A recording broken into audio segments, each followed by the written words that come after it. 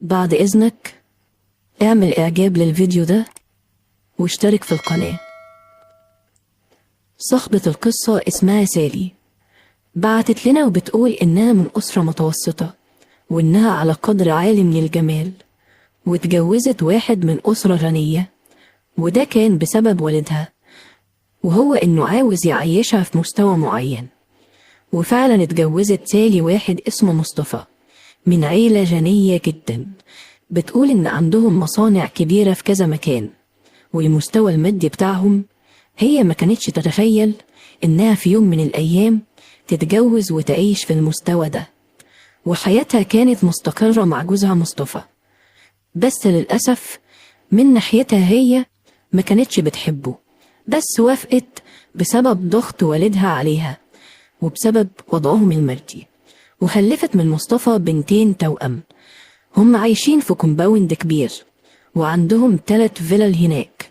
والد مصطفى ومامته قاعدين في فيلا، واخوه الكبير ومراته عايشين في فيلا، وسالي ومصطفى في فيلا، بس كل فيلا فيهم في مكان مختلف مش جنب بعض يعني.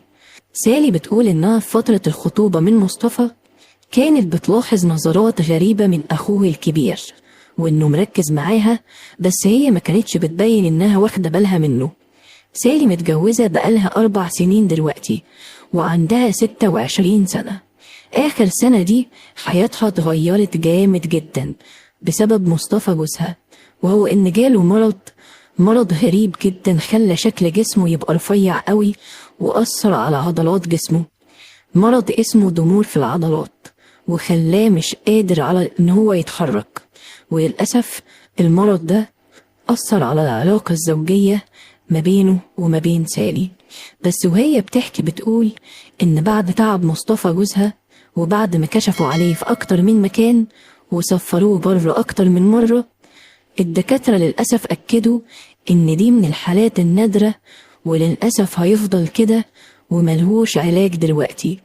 سالي بتقول إن أهل مصطفى مش مخلينها محتاجة أي حاجة من ناحية المصاريف، ومتكفلين بكل مصاريفها هي والبنات. بتقول إن أخو مصطفى اسمه دكتور وائل، عنده 35 سنة، وبعد موضوع تعب مصطفى أخوه ده بقى يجي الفيلا عندنا كتير جدا، تقريبا شبه يوميا، علشان يقعد مع أخوه يطمن عليه.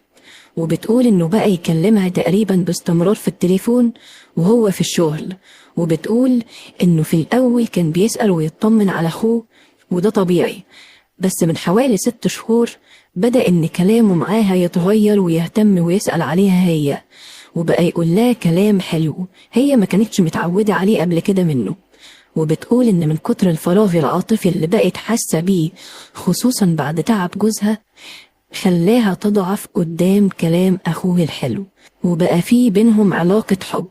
وبتقول إنها أوقات كتير بتحس بالذنب من ناحية جوزها بسبب اللي بتعمله من وراه، وحاولت أكتر من مرة ما تتكلمش مع أخوه ده، بس غصب عنها بتضعف وترجع تتكلم معاه تاني، لأنه كان بيأثر عليها بكلامه ليها، خصوصا إنها محتاجة لحد يملى الفراغ العاطفي اللي جواها ده. لحد ما حصل اللي حصل، وجوزها مصطفى توفى من 4 شهور، ولاحظت إن أهل مصطفى سايبينها عايشة في الفيلا بتاعته علشان تهتم بالبنات وتربيهم، وعاوزين البنات يفضلوا عايشين معاهم. وهي دلوقتي كده بقت مربوطة ومش عارفة تسيبهم وتمشي، وفي نفس الوقت خايفة تروح تتجوز تاني وتنزل لمستوى أقل بعد ما تعودت على العيشة والمستوى ده، وما تلاقيش حد يصرف على بناتها. فقررت إنها تفضل عايشة بالبنات في الفيلا وتراعيهم. وبتقول إن من 3 شهور بدأ دكتور وائل أخو مصطفى الله يرحمه يزورها هو ومراته في الفيلا ويجيب هدايا ولعب للبنات، وزارها هو ومراته تقريبا 6 مرات. ومن 2 شهر بالظبط بدأ يروح لها الفيلا لوحده، وبدل ما كان بيجيب هدايا للبنات بقى يجيب هدايا ليها هي، واعترف لها أكتر من مرة إن هو بيحبها وإنه نفسه يعيش معاها ويتجوزها، وإنه من أول مرة شافها فيها وهو معجب بيها جدا وعلى طول في باله. وبيقول إنه كان مانع نفسه عنها ومش عاوز يصارحها بأي حاجة جواه، لأن وقتها كانت مرات أخوه وما ينفعش إن كان يحصل بينهم أي حاجة وهي متجوزة. واتفق معاها إن هو هيحاول يفاتح مراته وأهله في إنه يتجوزها.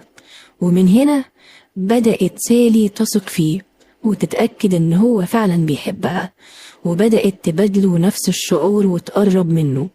وبتقول إن الدكتور وائل أخو جوزها خلال الشهرين دول كان بيتفق معاها إن هو يعدي عليها الصبح قبل ما يروح الشغل بتاعه. وللأسف حصل بينهم علاقة أكتر من مرة، رغم إنها كانت في البداية بتحاول تمنع إن ده يحصل، بس وائل كان أقوى منها، لأنها بتقول إن عنده أسلوب حلو جدا في الكلام وخلاها ما تقدرش تقاوم وتسيب له نفسها. وكل ده على أمل إنه وعدها بالجواز منها ومستني الفرصة المناسبة اللي هيكلم فيها أهلها. وحتى الآن العلاقة بينهم مستمرة بدون علم حد، وبتقول إنها خايفة تمنعه عنها لحسن تخسره، وبدل ما كان وعدها بالجواز يسيبها ويغدر بيها، فهي بتحاول بقدر الإمكان تحافظ عليه لحد ما يتجوزها، لأنه لو بعد عنها وشال فكرة الجواز من دماغه حياتها هتتدمر. وحاليا هي لسه في علاقة معاه وبتاخد حاجات لمنع الحمل، بس هي مش عارفة علاقتهم ببعض دي هتفضل مستمرة لحد امتى، وفي نفس الوقت خايفة حد يعرف ان هو بيروح عندها لوحده وفي بينهم حاجة. وبتقول انها عارفة ومتأكدة ان اللي بتعمله ده دلوقتي حاجة غلط جدا، ونفسها في اي حل تنهي بيه العلاقة دي، وفي نفس الوقت عاوزة تضمن جوازها من وائل. فهي بتفكر ان هي تتفق مع وائل انها تعرف اهل مصطفى انها هتمشي وهتتجوز علشان هم يتضايقوا ويرفضوا، ومن الناحية التانية بعد ما هي تقول لهم كده يروح وائل عارض عليهم فكرة انه يتجوزها علشان اهله يوافقوا. فهي بتسأل هل اللي هي بتفكر تعمله ده صح، ولا في حاجة تانية ممكن تعملها تكون افضل من كده علشان تضمن جوازها من وائل، ولا تفضل عايشة بأولادها في الفيلا وتنهي علاقتها بوائل. هي مش عارفة تاخد قرار ومحتاجة حد يساعدها. اللي عنده نصيحة لسالي علشان تضمن مستقبلها ومستقبل بناتها يكتبها لها في التعليقات، وهي هتقرأ كل التعليقات بتاعتكم. واللي عنده أي قصة أو مشكلة يبعتها لنا على رسائل صفحة الفيسبوك وإحنا هننزلها في القناة.